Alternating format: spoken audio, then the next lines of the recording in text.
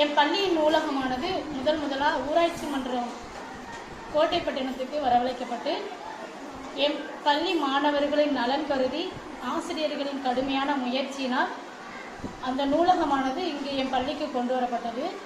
அதோடு மட்டுமல்லாமல் SSC திட்டத்தின் மூலம் வழங்கப்பட்ட புத்தகங்களும் இங்கே வைத்து பராமரிக்கப்படுகிறது. ஊராட்சி மன்றத்திலிருந்து கொண்டு வரப்பட்ட புத்தகங்கள் 766 புத்தகங்களும், SSC திட்டத்தின் மூலம் கொண்டு வரப்பட்ட புத்தகங்கள் 482 புத்தகங்களும், மாணவர்கள் மற்றும் ஆசிரியர்களின் பிறந்த நாளை முன்னிட்டு அவர்களின் சார்பாக 200 புத்தகங்களும், ஆக மொத்தம் 1500க்கும் மேற்பட்ட புத்தகங்கள் இங்கே பராமரிக்கப்பட்டு பயன்படுத்தப்பட்டு வருகின்றன. முத்துசுச்சி 5ஆம் வகுப்பு ஊராட்சி ஒன்றிய தொடக்கப்பள்ளி புதுக்குடி. நூலக பயண அக்கறை காற்றும் பெற்றோரும் பள்ளிகள் தோறும் நூலகங்களும் கிடைக்கப்பெறும் பிள்ளைகளே அதிர்ஷ்டசாலி.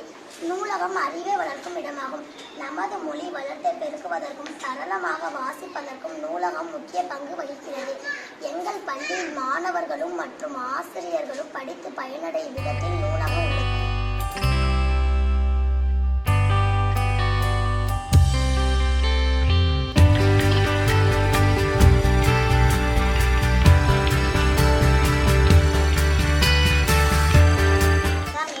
பிரதீபா 5ஆம் வகுப்பு ஊராட்சி ஒன்றிய தொடக்கப்பள்ளி புதுக்குடி.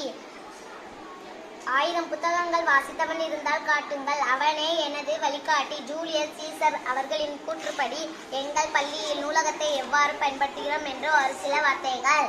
முதலில் நூலக பதிவேட்டில் தனது பெயர், தான் எடுத்த புத்தகத்தின் பெயர் மற்றும் தேதியினை பதிவிடுகின்றோம். வரிசை மற்றும் அமைதியான முறையில் படிக்கின்றோம்.